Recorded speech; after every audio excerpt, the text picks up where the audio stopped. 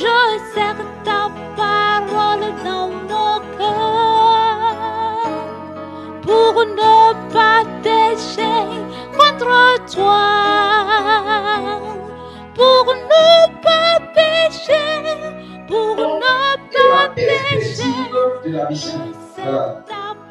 Nous allons parler sur la mission du Christ pour ses disciples et la perspective de la mission. La mission du Christ pour ses disciples. Ça, c'est la deuxième partie. La mission du Christ pour ses disciples et la perspective de la mission. Tel que je vous l'ai dit la fois dernière, qu'avec ce message, vous serez capable de connaître c'est quoi le zèle, c'est quoi la chaleur qui vous tire, c'est quoi ce qui est amené dans votre cœur et qui vous pousse à vouloir gagner des âmes, à vouloir tout le temps évangéliser, à vouloir tout le temps parler du royaume des cieux. Je ne suis pas le messager. Je prie que le Seigneur vous donne l'intelligence de comprendre cette parole. Amen. Alléluia. Amen. La mission du Christ pour ses disciples et les perspectives de la mission. On va retourner rapidement dans le livre de Matthieu chapitre 9. On va lire le verset 37 et verset 38. Il est écrit: alors il dit à ses disciples, la moisson est grande, mais il y a peu d'ouvriers. Priez pour le maître de la moisson d'envoyer des ouvriers dans sa moisson. C'est dans la grâce du Seigneur, nous voulons parler sur la mission du Christ. C'est-à-dire que pourquoi Christ envoie ses disciples? Pourquoi il envoie ses disciples? Pourquoi Jésus a envoyé ses disciples? Pour quelle mission? Quand on dit mission, c'est-à-dire qu'on vous donne des principes à respecter pour accomplir une vision.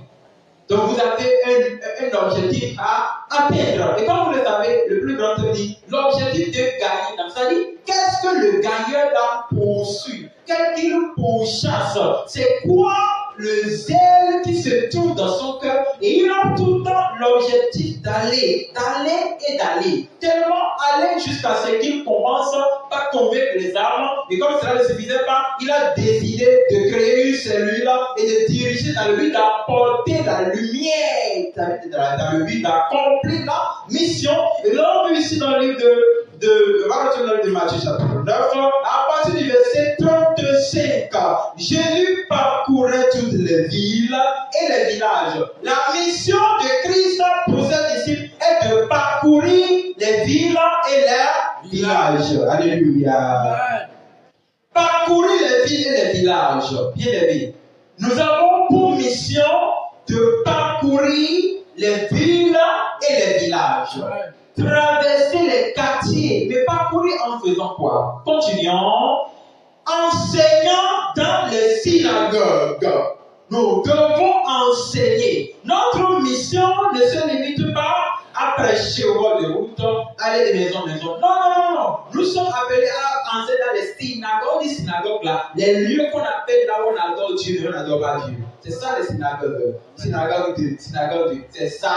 La Bible a parlé des synagogues de Satan. C'est-à-dire dans les synagogues, on voit des gens qui portent de grands blouses, ils sont dans des soutanes, ils sont dans des grandes vestes, mais ils n'ont aucune vérité. Dieu nous appelle à parcourir des villes, des villages, et à entrer dans les synagogues dans le but d'enseigner. Enseigner l'évangile qu'il nous a donné. La Bible dit, prêchons la bonne nouvelle du royaume et guérissons toute malade et toute infirmité. Amen.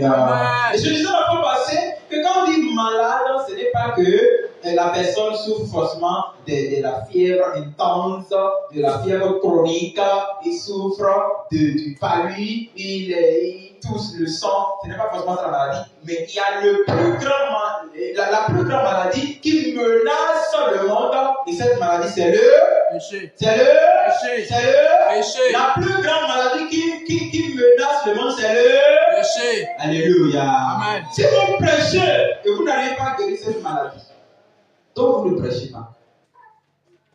Vous n'accomplissez pas la mission. N'oubliez pas, nous sommes en train de penser que la mission du Christ, c'est-à-dire que la mission n'appartient pas aux disciples. C'est la mission de qui? Du Christ.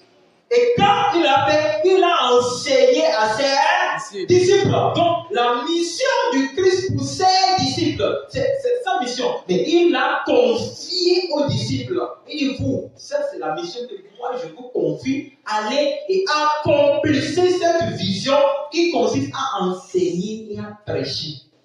C'est là que vous devez savoir que le gaillard, avant il prêchait l'évangile. Mais là, vous êtes appelés à enseigner.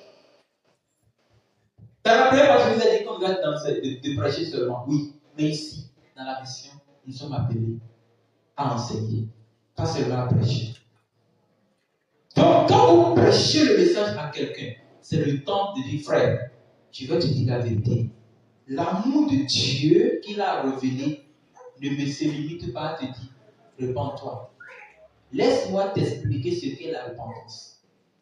Créer une cellule, s'entendre dans notre école, s'entendre dans notre boutique, s'entendre avec nos clients, se voir, se rencontrer dans une maison, en train de partager la parole, chaque partie du message, en train de nous montrer, voici ce qu'est la repentance, voici ce qu'est le salut. Quand il entend ça, son cœur commence par être sage et la maladie commence par être guérie.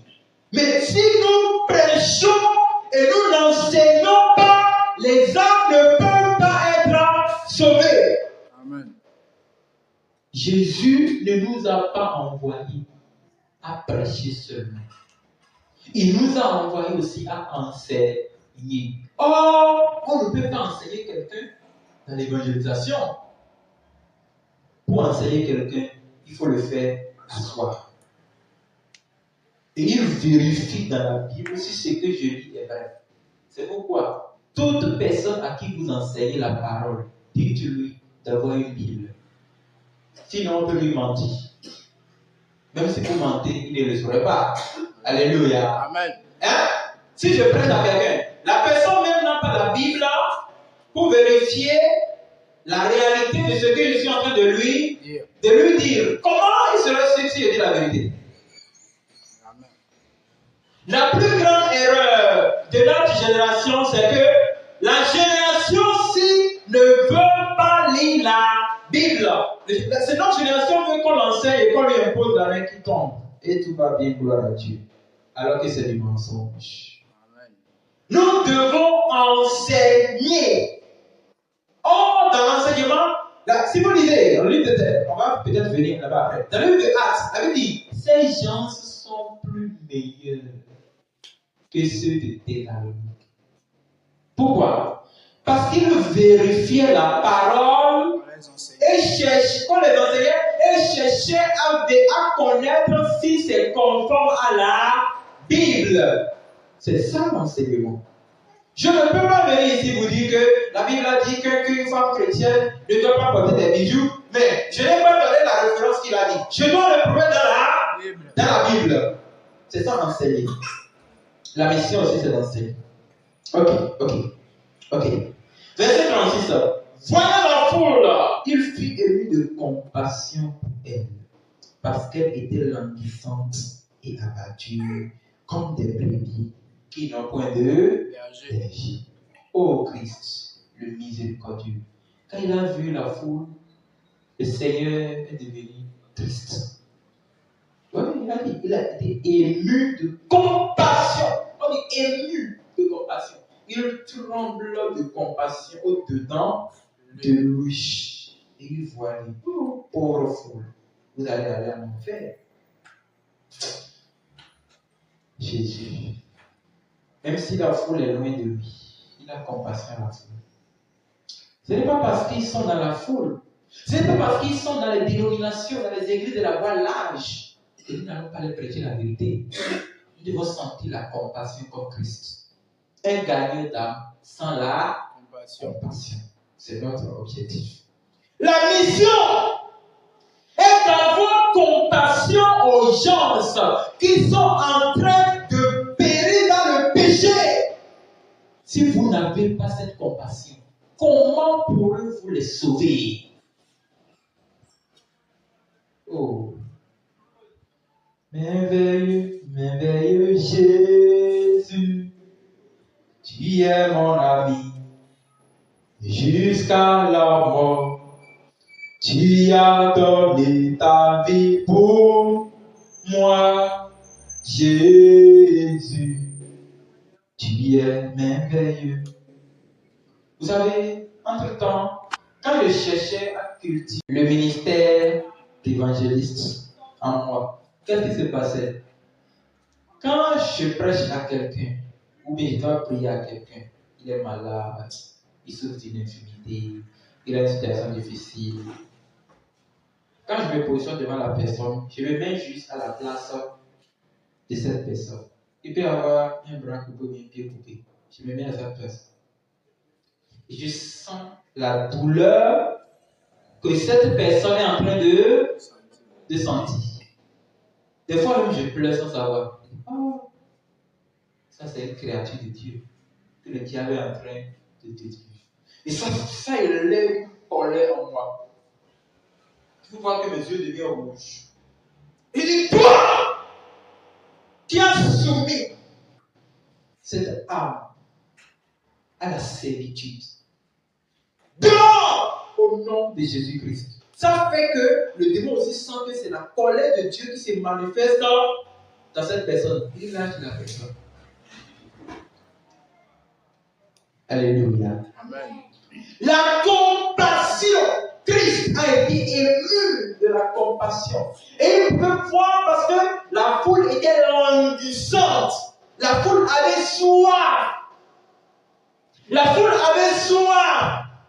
La foule avait soif de la vérité. Les gens que vous voyez autour de vous, dans les marchés, dans les écoles, ils ont soif de la vérité. Tu ne l'as pas prêché, tu ne l'as pas enseigné. Pourquoi voudrais-tu l'accuser? Qui sont dans le mensonge? Non, on n'accuse pas quelqu'un à tort. Dis-lui d'abord la vérité. Bien-aimé, dis-lui d'abord la vérité. Alléluia. Vous savez, vous devez comprendre, la foule qui recherche le miracle a une soif en elle. Même si elle recherche le miracle, même si elle recherche les prodiges, même si elle recherche la guérison, c'est une soif intérieure qui crée toutes ces recherches. C'est vous qui ne faites pas attention. La foule est abattue comme des brebis qui n'ont point de berger. Et le Seigneur, regardant le ciel, pouvait dire à ses disciples, la moisson est grande, mais il y a peu d'ouvriers. La moisson est grande. La moisson de quoi? La moisson des âmes. La moisson de la foule.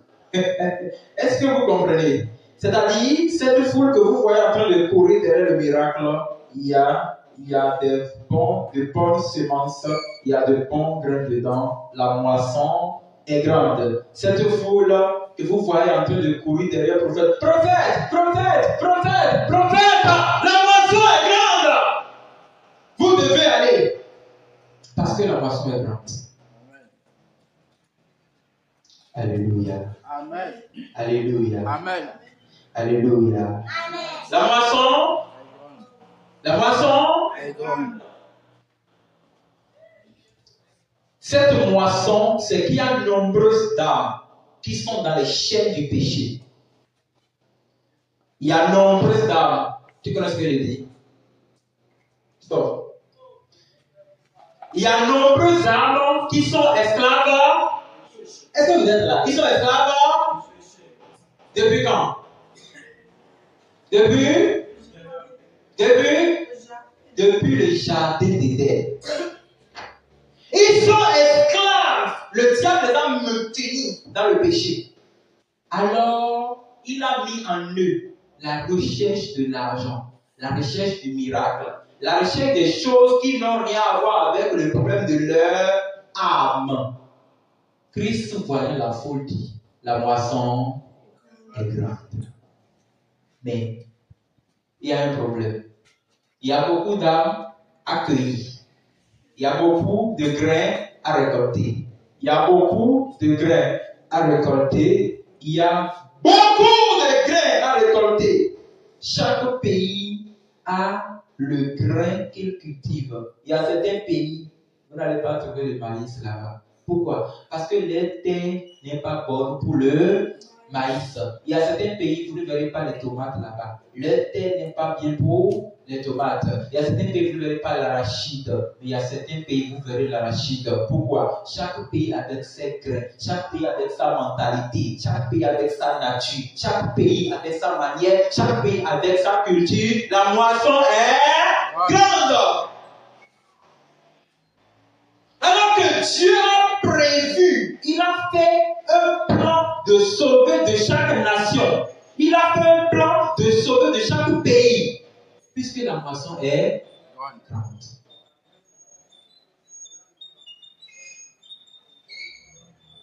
Les humains s'ajoutent tous les jours. Les gens font des enfants. Les gens grandissent. Les gens vieillissent. La moisson est grande. La moisson? Est-ce que vous savez que la moisson est grande? Est-ce que vous savez que la moisson est grande? Oui.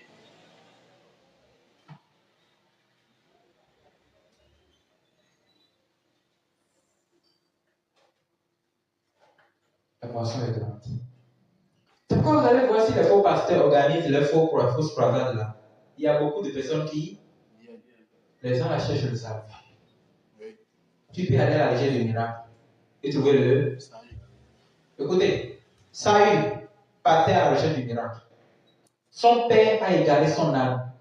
Saül partait à la recherche de l'âme. Il a rencontré Samuel qui lui a rendu. Ne pensez pas que ceux qui recherchent le miracle ne peuvent pas être sauvés. La moisson est grande. Écoutez, je vais vous étonner. Quand Christ parlait, il y a des tonnes de pharisiens et de sadducéens. Il y a des tonnes de sacrificateurs. Il y a des tonnes de scribes. Pourtant, la moisson est... Mais il y a peu. Oui. Donc, ils ne sont pas les ouvriers de Dieu. Ils sont là en train de manger, de vendre des viandes aux gens. Mais ils ne sont pas les ouvriers de Dieu. Si c'était les ouvriers de Dieu, Dieu ne dirait pas que la moisson est grande. Il y a peu d'ouvriers. Il y a peu d'ouvriers qui ont la mission. La mission se consiste à faire quoi? À moissonner ces âmes pour le royaume. À moissonner, à les enlever du champ et les ramener à la bergerie, à la maison. Les enlever du champ et les ramener à la maison. La maison, c'est le royaume de Dieu. Ce n'est pas l'église. Non, ce n'est pas l'église. Le royaume est spirituel. Le corps du Christ est spirituel. On ne le voit pas. L'église est spirituelle. Le corps du Christ est spirituel. On ne peut le voir ni le toucher. Voilà pourquoi personne ne peut me vaincre. Amen. Personne ne peut te vaincre. Amen. Parce que le corps du Christ est Spirituel. spirituel. Est-ce que vous comprenez ce mystère? On ne peut pas toucher un enfant de Dieu. Amen. Non, je suis ici maintenant. Ça m'énerve comme ça. J'entre dans l'autre dimension. Tu peux voir là, mais tu peux me toucher. Qui t'a quelque chose à me toucher? Voilà pourquoi quand tu m'insultes, je n'entends pas. Parce que je ne suis pas là. Ramenons cette épouse qui est en train de mourir. Ramenons-la à la bergerie. Christ a besoin de toi pour enseigner et prêcher. C'est ça la mission. Et verset 38 dit, priez pour le maître de la moisson d'envoyer des ouvriers dans sa moisson. Amen. Qui va prier? C'est les disciples. C'est vous et moi qui sommes disciples. Je vous ai déjà dit comment reconnaître un disciple. Et il dit, c'est celui-là qui a la soif de gagner des âmes. Il fut un temps, quand je cultivais ce don d'évangéliste, ce ministère d'évangéliste, je vais être en train de marcher sur le chemin comme ça. Je dois évangéliser à tous ceux que je rencontre avant de partir là où je vais. Tellement que je pars même en retard. On dirait que je n'ai rien d'autre à faire. Parce que je les vois en train de se perdre. Je les vois en train de se perdre. Et je n'ai pas de solution. Comme je marchais à pied. Il dit, ouais, Dieu m'a dit de vous montrer la vérité. Je ne lis pas. Même sans le traiter, hein. On parle bien. Je continue. Je te trouve encore là, je dis, ah, tu peux prendre 2 minutes de votre temps. On parle. On continue. Je l'ai déjà dit la vérité. C'est la mission. Voilà. Donc nous parlons sur la mission et les perspectives. La mission du Christ pour ses disciples et les perspectives. Quand on dit perspective, c'est l'efficacité de rendre quelque chose clair. C'est la méthodologie utilisée pour éclairer le terrain. Rendre le terrain plus lisible. Les perspectives de la mission. Christ, dans le livre de Matthieu, chapitre 10, on va lire verset 16. Voici, je vous envoie comme des brebis au milieu des loups. Donc, ça veut dire que la foule est quoi? Des loups. La foule n'est remplie que des loups. Maintenant, comme je disais, quoi? Priez pour le maître d'envoyer des ouvriers dans sa moisson. Ah, la moisson c'est la foule. Les ouvriers sont les brebis. Envoyés dans les loups. Envoyés dans les loups. Au milieu des loups. Nous sommes des loups. Ils ont le pouvoir de l'argent. Alléluia. Amen. Ils ont le pouvoir de l'argent. Ils sont beaux. Hein? Ils sont beaux. Elles sont belles. Elles sont belles. Elles ont des voitures de luxe. Ils peuvent voyager comme ils veulent. Ils ont le pouvoir et la domination. Ils sont dans le gouvernement. Ils sont des loups. Mais nous sommes des brebis. Dieu ne nous a pas donné le pouvoir de ce monde. Nous l'avons, mais Dieu ne nous permet pas de l'utiliser. Nous sommes des brebis. Le brebis a de force en lui, mais il ne peut l'utiliser. Il sent. Hein? Si tu attaques une brebis, il sent le pouvoir de t'envahir. Mais son corps n'est pas fait pour envahir. Ça, c'est le mystère des corps célestes. Les corps célestes ne font pas de bruit. Ils font du bruit à l'intérieur d'eux. Écoutez, lorsque Daniel a prié, 21 jours, Dieu avait déjà exercé sa prière depuis, non? Daniel priait jusqu'à 21 jours. L'ange est venu, l'ange dit, Daniel, j'ai déjà prié. Tu sais ce qui s'est passé? Quand je revenais dans la Pèse, le chef des rois de Pèse, on en parlera si Dieu le veut après. Le chef des rois de Pèse et de Mèdes m'a arrêté dans les airs. Quand je vous disais, quelqu'un chantait, mais comme tu veux, et tu t'entends, comme tu veux, et oh là, là dans les cieux, et tu t'entends, mais est-ce qu'il a dit Jésus?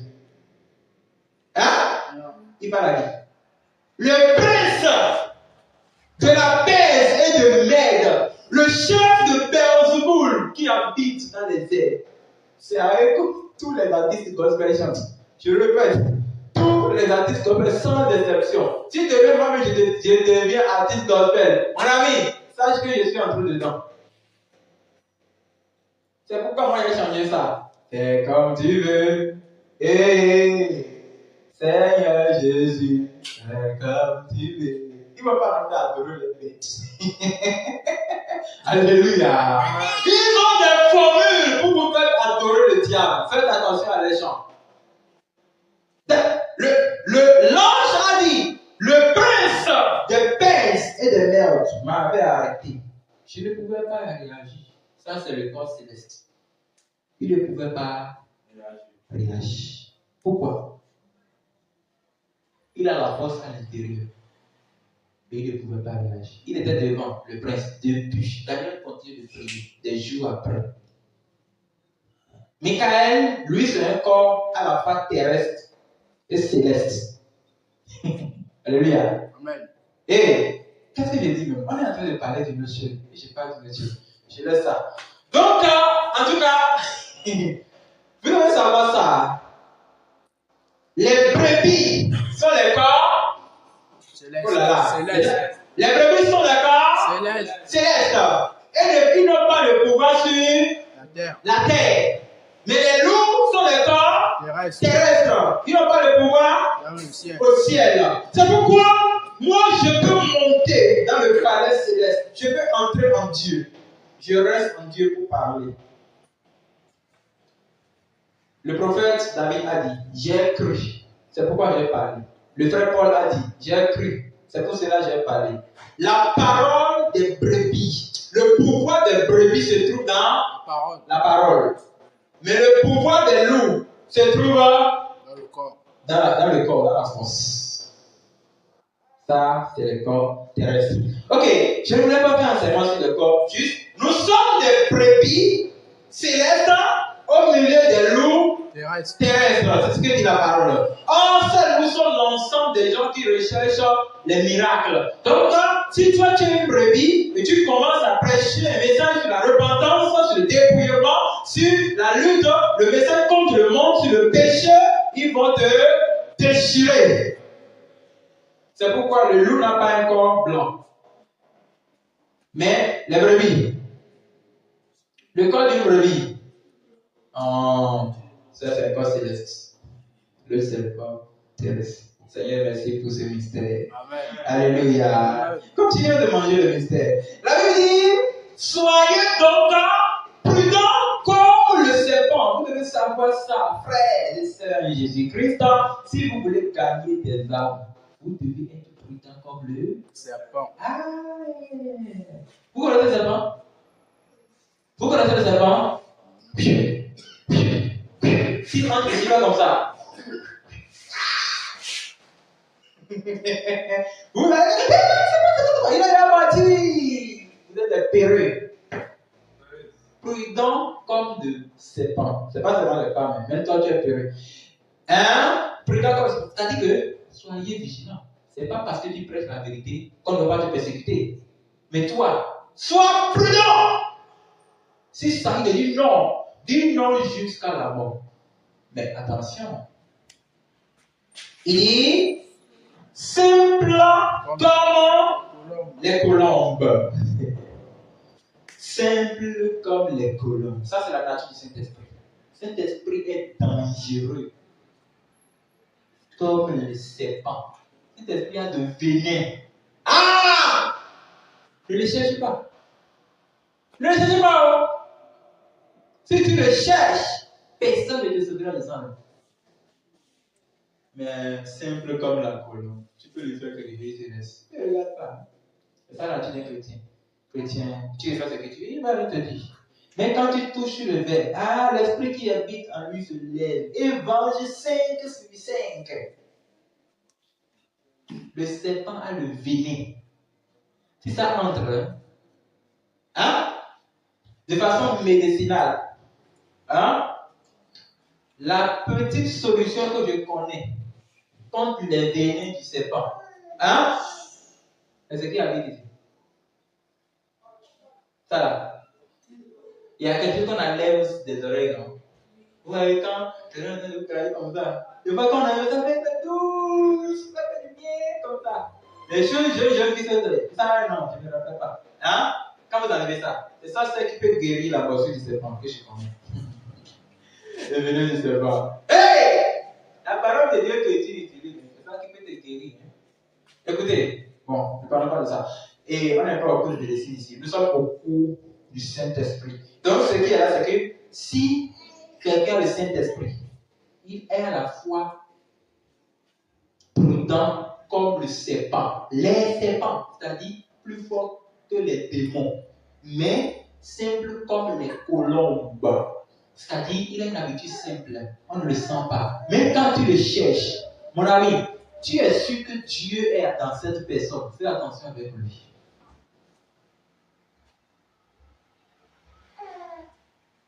Faites attention. Sinon, si l'esprit qui se trouve en lui, c'est un esprit jaloux et dangereux, s'il t'attaque, personne ne te sauvera. Ne regardez pas quand tu prêches et quelqu'un parle contre toi. Ne le regarde pas. Moi, des fois, je dis, tu vois ta vie. C'est que, qui?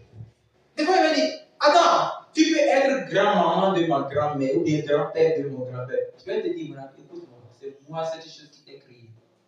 Ah non, mais tu blasphèmes, Dieu me dit, moi je t'ai créé. Je vais te tuer si tu continues ça. Tu as peur de la mort. Tu cherches. Si c'est pas un te mort là, tu vas mourir. C'est une nature qui habite dans un chrétien. Il doit être sage, vivant, habile, mais simple, calme, patient, douce. Les fruits de l'esprit. Écoutez, au milieu des loups, soyez prudents comme le serpent, simple comme le colombe. Verset 17. Mettez-vous en garde contre les hommes. Ça, c'est les perspectives. Il rend maintenant claire la vision qu'il les a donnée. C'est-à-dire que mettez-vous en garde contre les hommes. Faites attention avec les hommes aux tribunaux. Ce n'est pas parce que tu prêches Jésus. Écoutez bien. Si tu fais un désordre en mort au tribunal là, ne dis pas que c'est la persécution.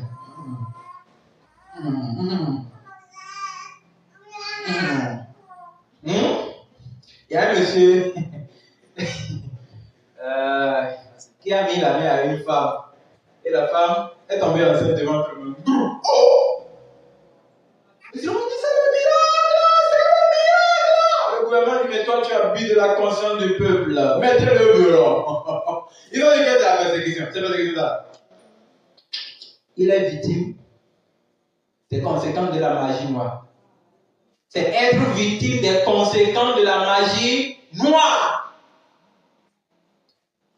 Ça, ce n'est pas Jésus. Ce n'est pas une persécution. Le gouvernement voit qu'avec ta magie, là, tu peux dribbler les plus grands loges. C'est pourquoi on t'a fait ça. Maintenant, ça, c'est pas. Mais quand tu prêches la vérité à quelqu'un qui s'énerve, il connaît que c'est la vérité. Puisqu'il est contre toi, il t'emprisonne. Frère, tu es envoyé en prison à aller prêcher pour les gens qui sont là-bas. Les démons de la prison sont en danger. Amen. Oui, un chrétien peut aller en prison.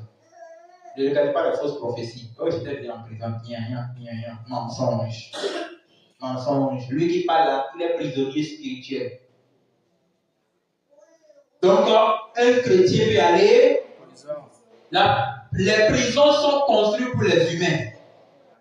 Oui, elles ne sont pas construites pour les animaux. Elles sont construites pour les humains. Donc, la Bible dit, faites attention aux hommes car ils vous livreront. Ils sont des loups. Je vous ai dit, ils ont le pouvoir de faire tout ce qu'ils veulent. Ils peuvent te livrer au tribunal. Ils vous battront des berges dans les synagogues.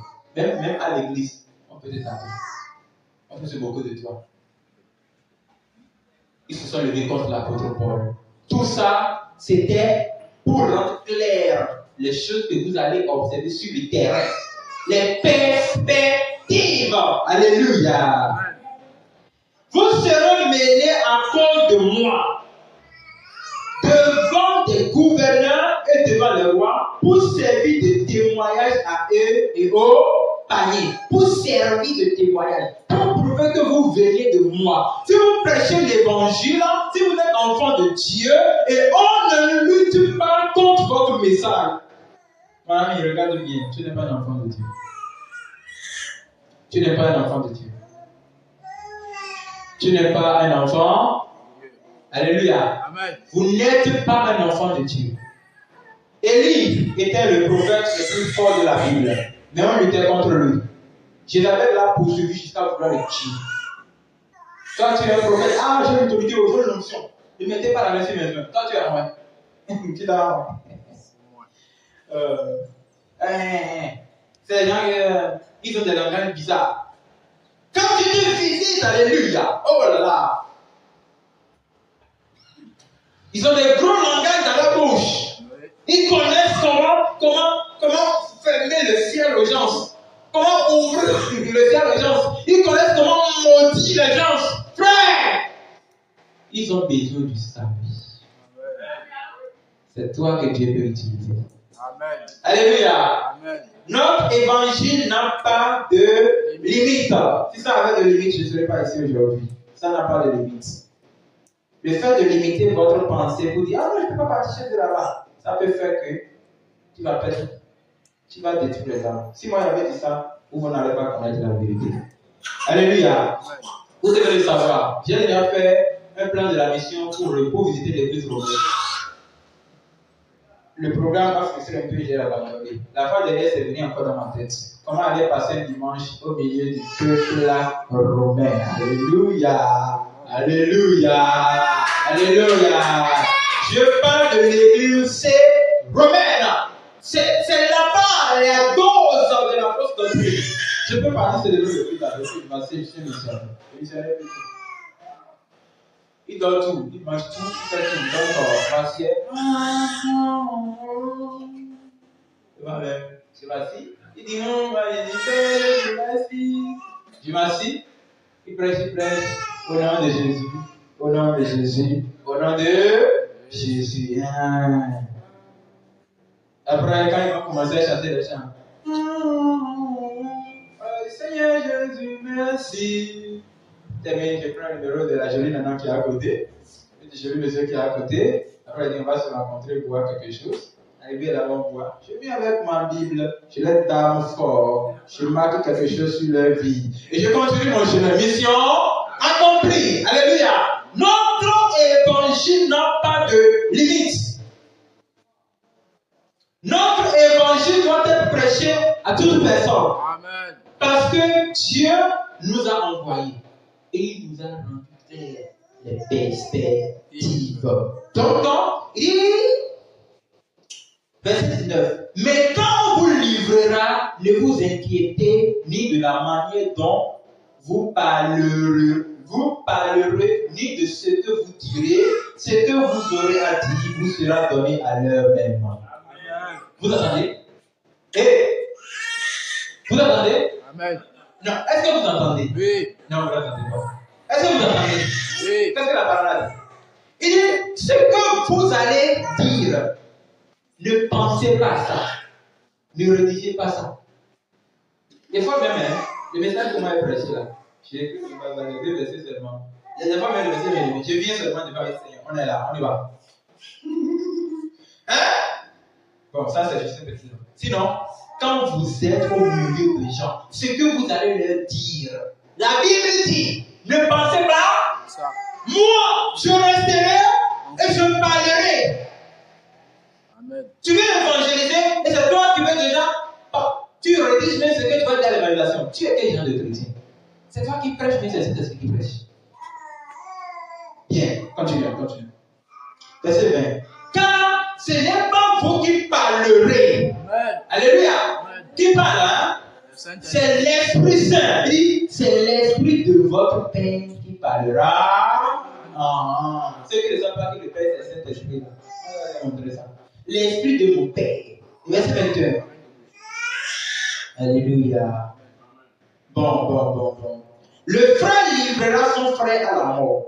Et le père son enfant. Les enfants se soulèveront contre leurs parents et les feront mourir.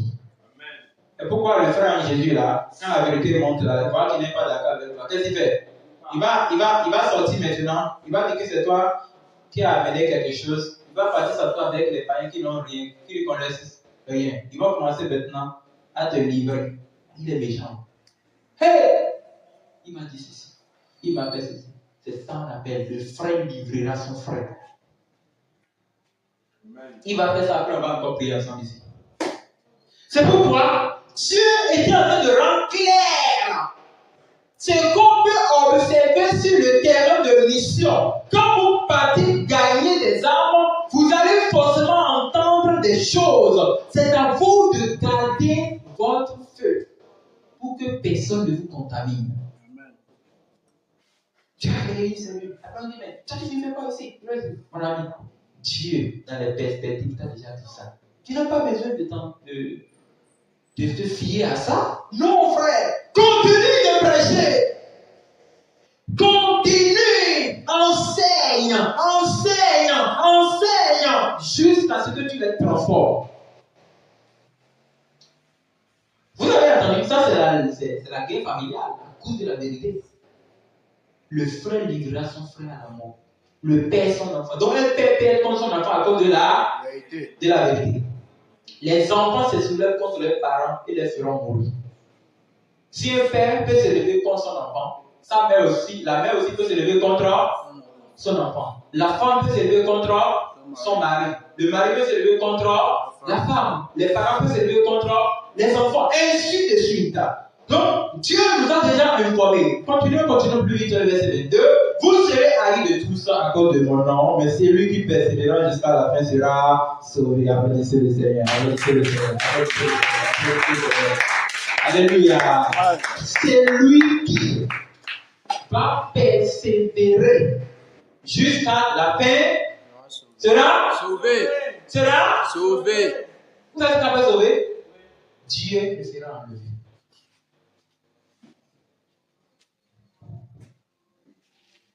Vous serez haïs de tous.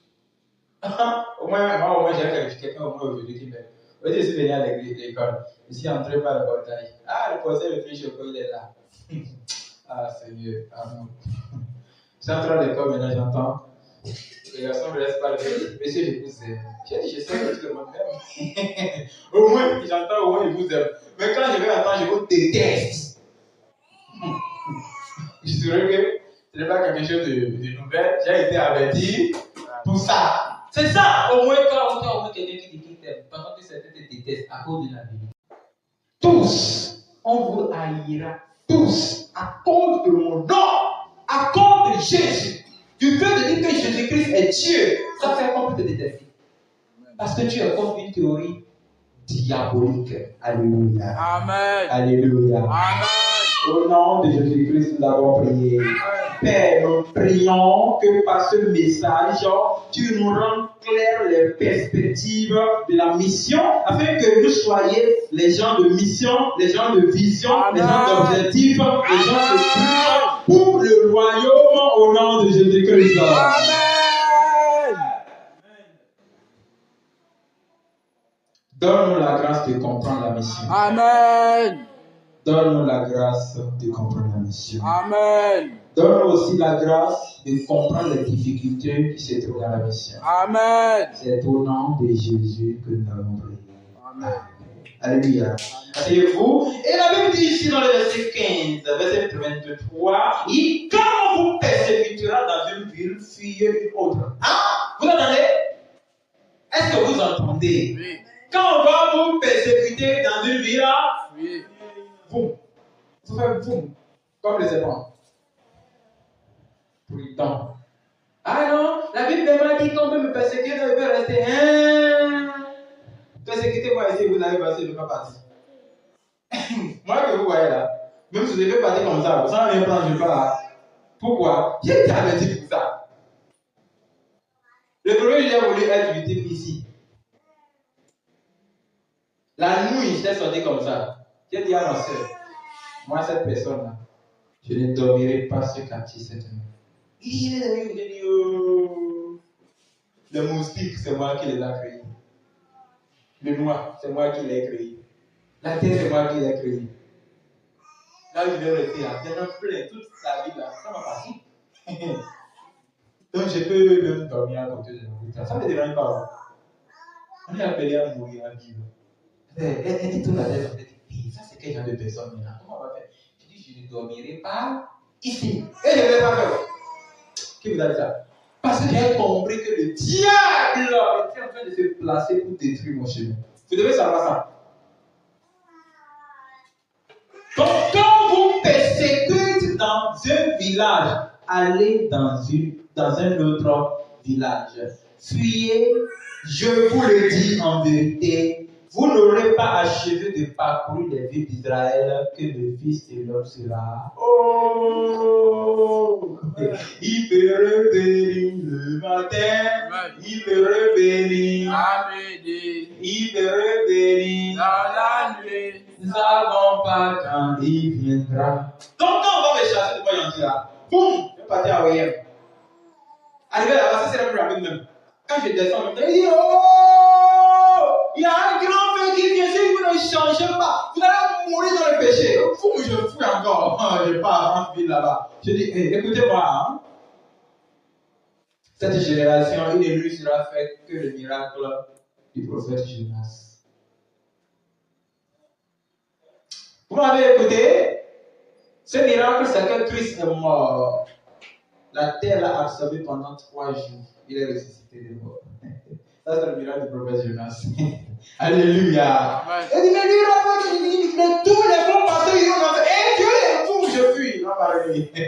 Alléluia. Et rapidement, je descends là-bas et dis, non, mais écoute-moi. Je vais te dire, 3 jours, et cette vie sera détruite.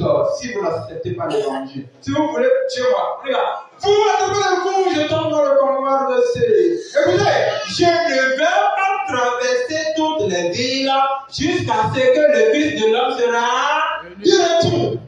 Peut-être que je suis en train de courir comme ça. On va vouloir tirer ce matin, on va voir. Et quelqu'un va vouloir faire.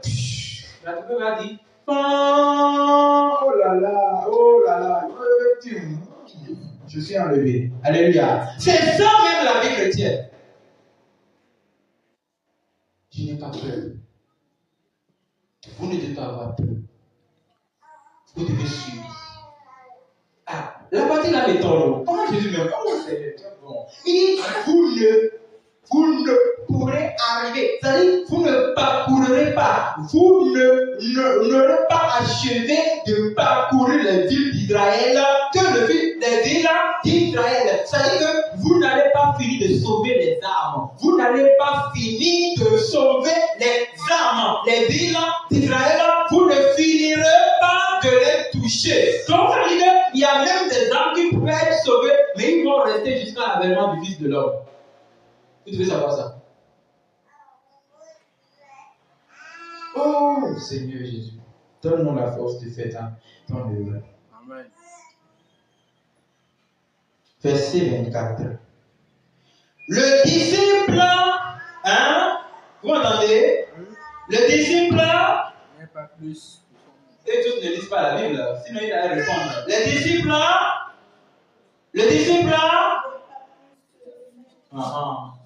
c'est pas une personne, c'est une personne. Le disciple N'est pas plus que le maître. n'est pas plus que le maître.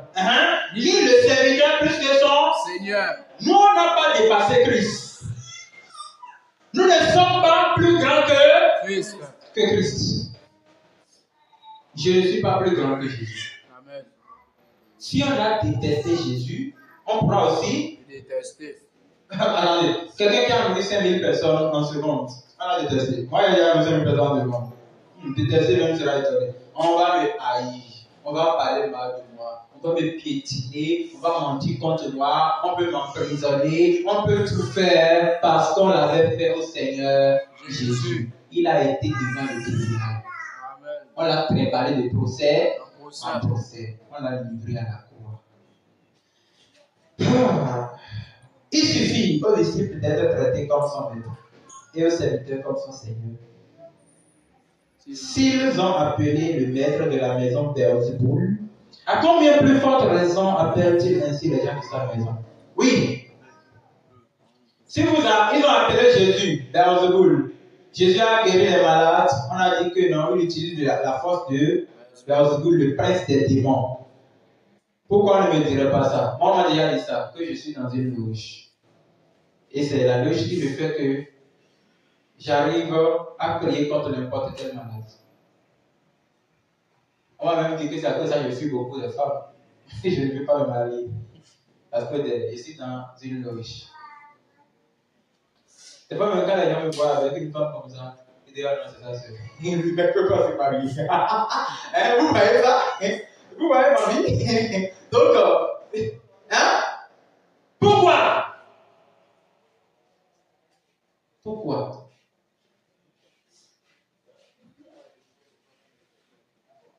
On a traité Christ de démon. Le Dieu dans un corps.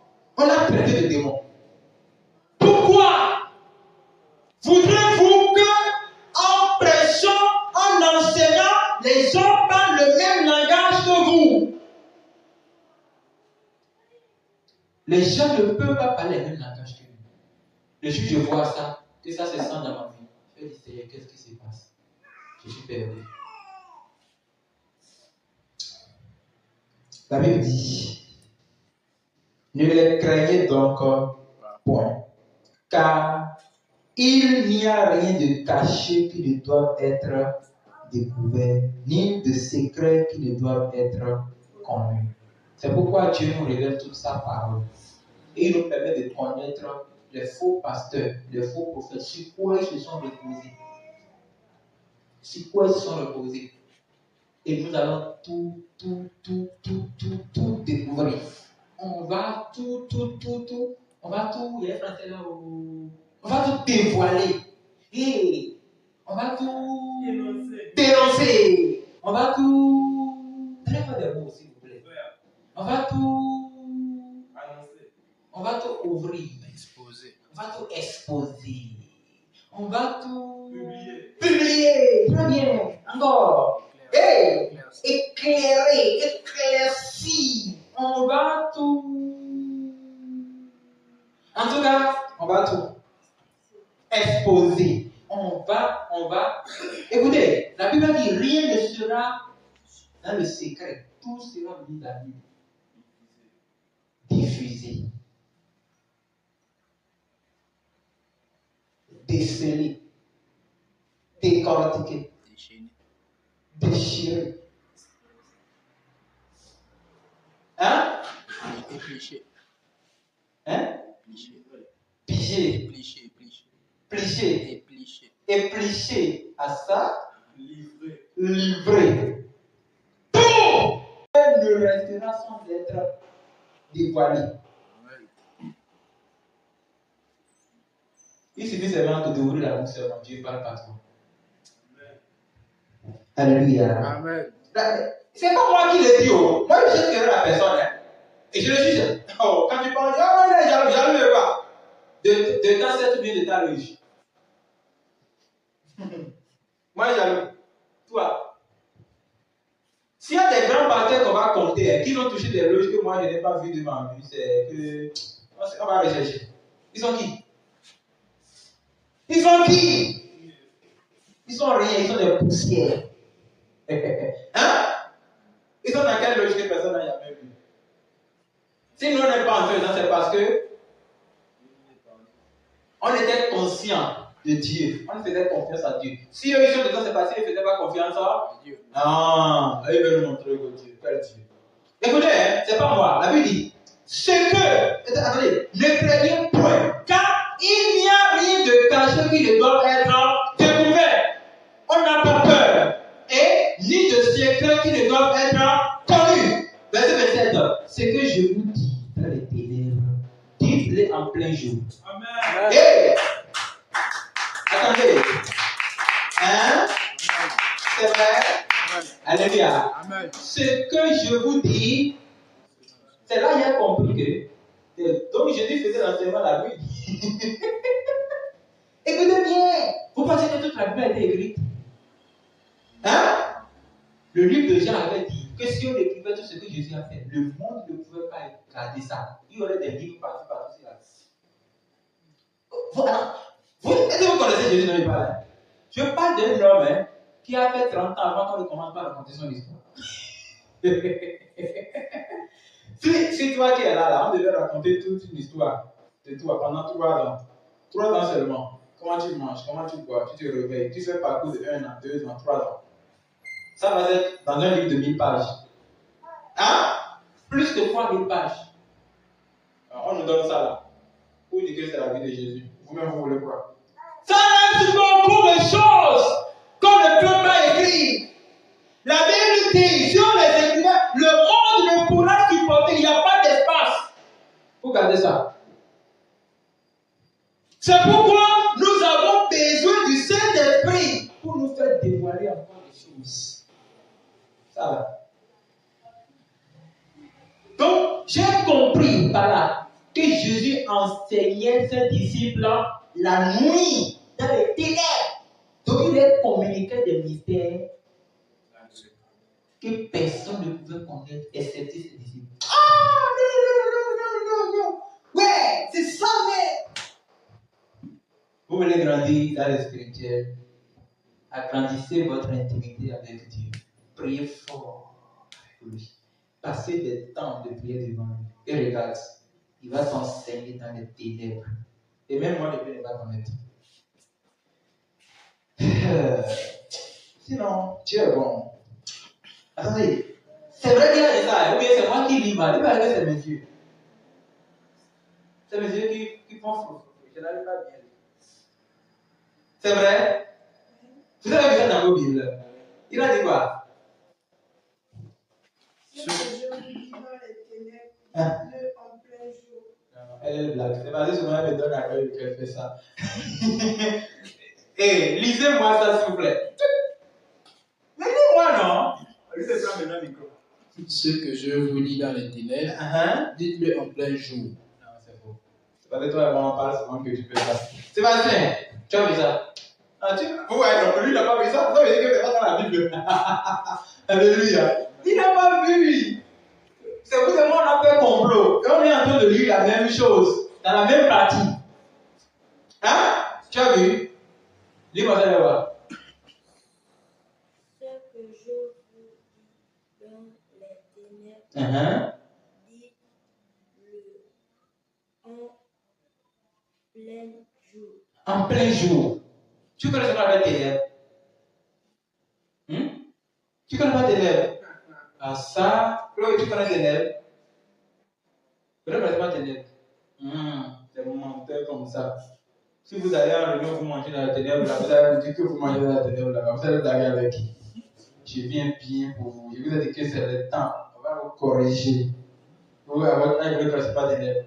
Il y a des enfants des embryons qui sont encore dans le ventre, qui quittent le ventre pour aller dans d'autres planètes. Sur d'autres planètes. Hein? Pour faire des réunions avec Satan. C'est pas un réunion de banque.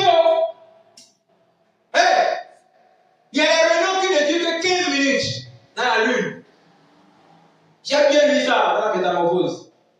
Il y a les enfants, le diable veut former les enfants et détruire leur avenir. C'est pourquoi ils tous devaient être dans la parole de Dieu tous les jours. Ils doivent connaître la parole de Dieu. Ça se fait seulement avec les démons internationaux. Et pas les petits gens qui sont dans les loges. Non, ils ne connaissent rien. Ils ne connaissent rien. Et là, c'est les oiseaux qu'on est en train de prêter. Et le diable va les manger dans l'enfer. Et vous pouvez dire que vous ne connaissez pas tes lèvres. Je n'ai pas votre temps maintenant. Et Christ enseignait ses disciples dans les ténèbres. Et ce que je vous enseigne, ce que je vous dis dans les ténèbres, dites-le en plein jour. Et ce qui vous est dit à l'oreille là, Prêchez-le sur les toits. Prêchez-le Sur les toits. Prêchez-le Sur les toits. Pourquoi vous ne montez pas sur les toits? J'ai compris aussi par là que Jésus parlait aussi dans la tête, dans l'oreille de ses Disciples. Hey, ça va? Jésus parlait aussi dans l'oreille De ses disciples. Oh là là. Vous savez, le système de parler dans l'oreille là, ça se fait entre amis. Je vais faire communiquer quelque chose, je ne vais pas que quelqu'un entende. C'est pas comme ça, c'est faux. Il veut lui dire quelque chose dans ce moment. Tellement sérieux qu'il ne voulait pas qu'il ne fasse rien. Je vais revenir à 18h. Attends-moi au Carrefour. Yes, on appelle ça de tête, de la bouche à l'oreille. Je ne voulais pas vous parler ça dans l'histoire. Oh Seigneur, pourquoi je vous dis ça? Dans l'histoire. Ah ça. En tout cas, dans l'histoire africaine, il y a un type d'histoire qu'on appelle de la bouche à l'oreille. Je pense, c'est dans cette vision qu'il y a un écrivain sénégalais qu'on appelle Amadou Hampâté-Bâ qui dit qu'un vieillard qui meurt en Afrique est comme une bibliothèque qui brûle. Si vous connaissez la parole de Dieu, la littérature de ce monde est comme un bonbon que vous allez manger, passer. Si vous aussi, vous n'avez pas fait en français, c'est parce que vous ne voulez pas faire la littérature chrétienne. Je vous le dis. Écoutez, Jésus parlait dans l'oreille de ses disciples. Et il dit, ce que je vous dis dans l'oreille, montez sur le toit et prêchez. Pourquoi vous avez honte de dire la vérité aux gens?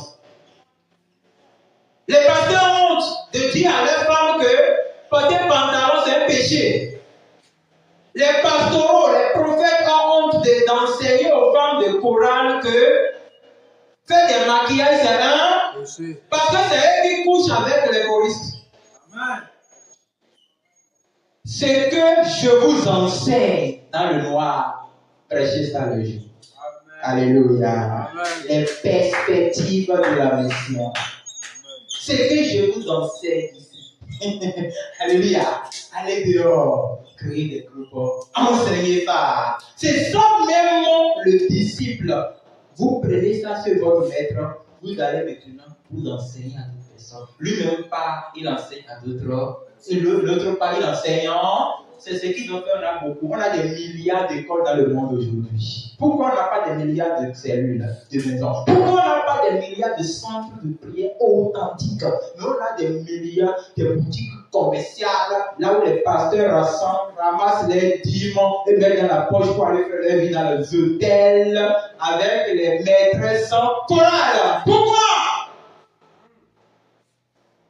Pourquoi prêcher la vérité aujourd'hui à la mer, si amère que personne ne le veut? Dieu nous appelle à relever le défi. Alléluia. Amen. Alléluia. Amen. Alléluia. Amen.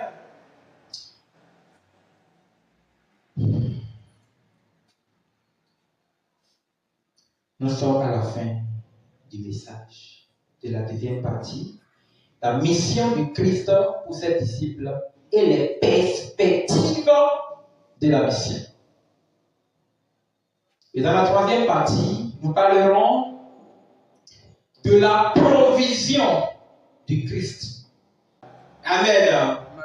Bon, on peut copier quelqu'un, on peut chercher avec sa méthode, mais il faut apprendre à mieux faire. Écoutez, la provision, on en parlera dans la troisième partie. Question? Question, il n'y a pas de question, vous allez vous lever sur vos pieds. Question? Vite là, question? Oui. Ma question était de savoir, vous avez dit que si une personne connaît la vérité, ça va être détesté de tous. Maintenant, si une personne vous aime, vous voulez savoir. Si la personne aime, ça veut dire qu'il aime la vérité que je prêche. Celui qui est avec nous, construit avec nous. Celui qui n'est pas avec nous, il n'est pas. Il fait quoi? Disperse. Il disperse. C'est compris? Il se dit que les nous-mêmes, qui t'a dit que tu le montres la photo? Écoutez, je vais vous expliquer la parole là. Comme tu as posé la question. Il a dit, le verset 22, vous serez haïs de tous. Il n'a pas dit, tu seras haï de tous. Vous, vous n'avez pas la plusieurs personnes, non? Est-ce que vous comprenez l'idée? C'est-à-dire que si même tout le monde nous déteste, nous-mêmes on ne peut pas se. Aïe, les gens ne sont pas vivants. Nous-mêmes on ne peut pas se détester. Mais on peut nous détester. Voilà. Donc si quelqu'un m'aime, c'est qu'il est avec moi. Alléluia. Question encore? Il n'y a pas de question. Vous êtes sûr? Je n'ai pas terminé le message. J'ai laissé pour le message. Allez dans 1 Corinthiens chapitre 4. Je pense que le message va commencer par nous amener loin.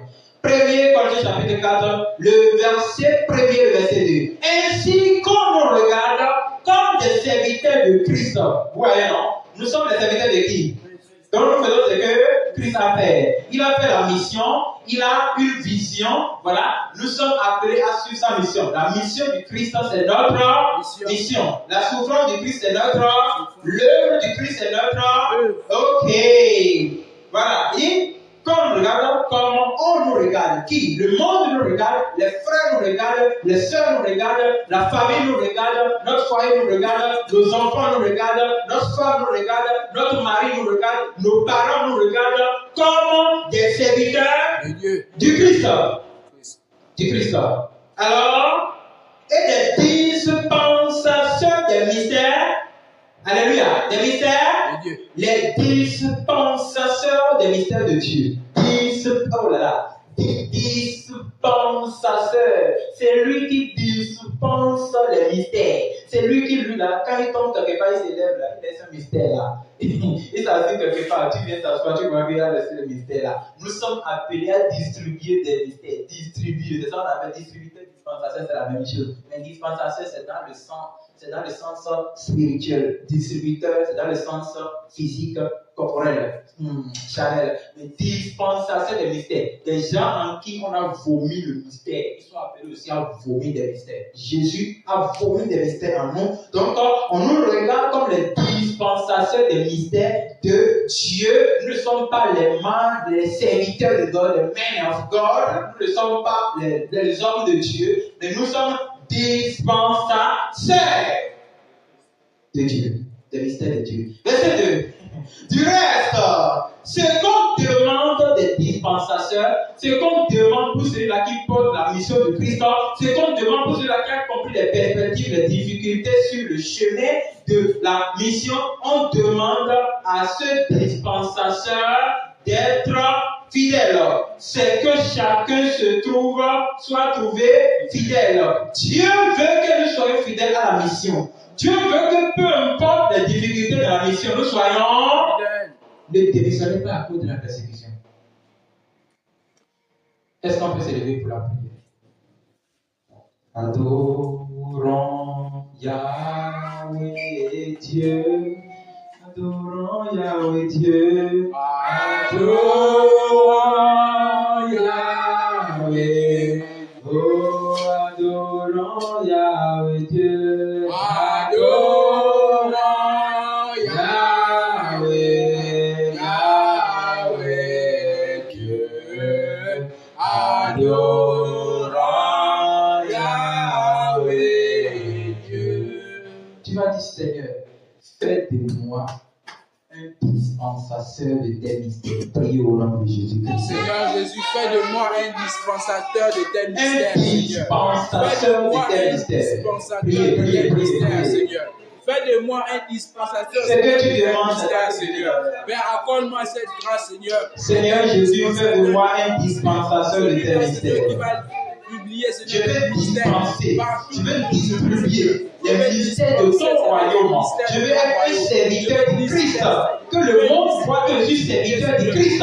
Que le monde voit que je suis serviteur.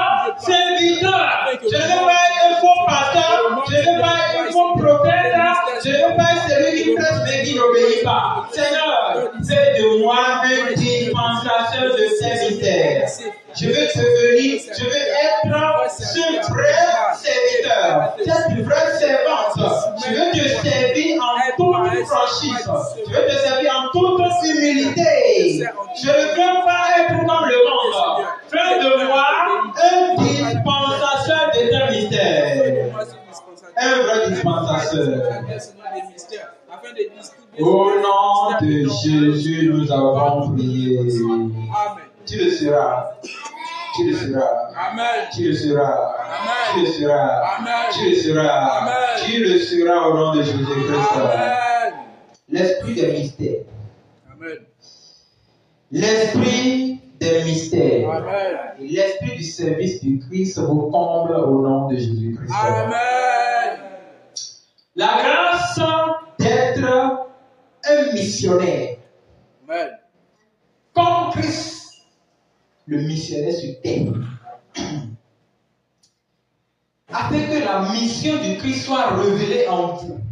Amen. Je prie le Seigneur de faire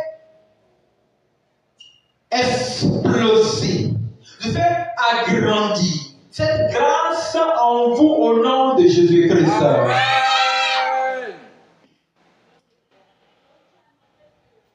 L'onction des mystères. Amen.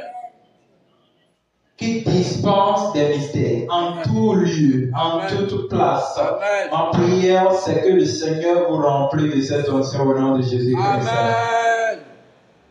Oh Dieu, la moisson est grande, mais il y a peu d'ouvriers. Nous prions, Seigneur, de toutes les nations de la terre, de tout continent, que tu envoies des ouvriers dignes, des ouvriers prêts, des ouvriers disciples, prêts à te servir, prêts à prêcher le dépouillement, à se dépouiller, à se sanctifier, à se consacrer pour ta mission au nom de Jésus-Christ. Amen. Écoute notre cri Amen. et envoie des ouvriers. Amen. ne voulons pas les dominateurs. Nous voulons les ouvriers. Amen. Nous voulons les disciples. Amen. Nous voulons les personnes humbles. Amen. Nous voulons les personnes consacrées. Amen. Pour participer à ce dernier réveil dans toutes les nations.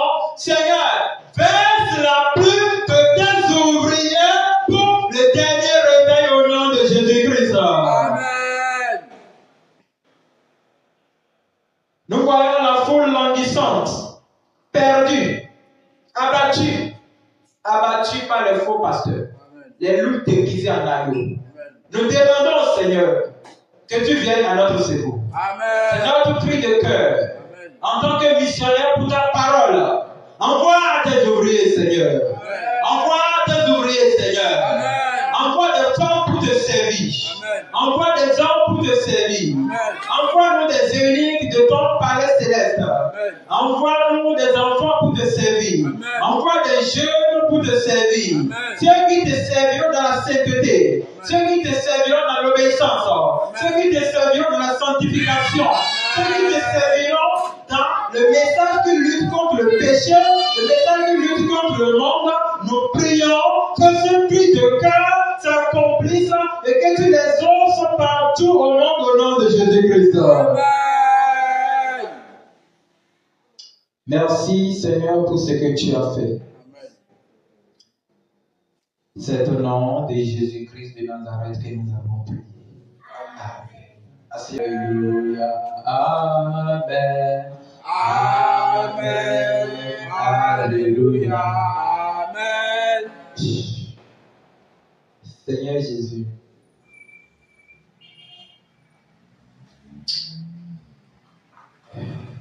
nous voulons que tu envoies des gens pour te servir. Amen. Nous ne voulons pas ceux qui vont venir servir les murs, servir les bâtiments, servir l'argent, servir un homme et servir une femme. Amen. À cause de cela, je prie. J'envoie un écueil sur le chemin du diable. Que toute personne qu'il a envoyée pour venir servir les murs, servir l'argent, servir un humain ici, je tourne vos chemins vers l'enfer au nom de Jésus-Christ. Amen. Les murs de la dénomination et de fausses doctrines que nous avions détruits et que nous avions cassés ici. Que celui qui voudra construire ce mur se sacrifie lui-même. Amen. Seigneur, si son corps sera détruit, sauve son âme. Amen. Et fais lever des gens prêts à garder l'étendard du message de la sainte doctrine. Amen. Les femmes et les hommes prêts à prêcher la vérité avec tout courage. Amen. Les enfants prêts à changer les écoles primaires, les lycées, pour la gloire de ton nom. Amen.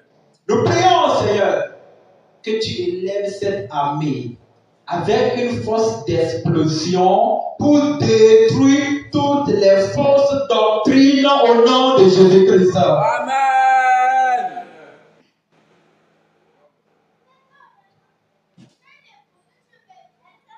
Seigneur, nous t'avons promis de toujours te servir. Peu importe les difficultés que nous allons rencontrer, donne-nous toujours la grâce de te servir. Amen. Déplace-nous vers n'importe quel lieu à cause de ta parole. Amen. Gloire et honneur au règne qui vient. Amen. C'est au nom de Jésus que nous avons prié. Il y a un règne qui vient. Que la grâce du Seigneur Jésus-Christ, sa force et sa puissance, Amen. transporte par l'Esprit à connaître ce règne au nom de Jésus-Christ. Amen. Merci Seigneur. C'est au nom de Jésus que nous avons prié. Je Nous sais sommes à la ta fin. parole.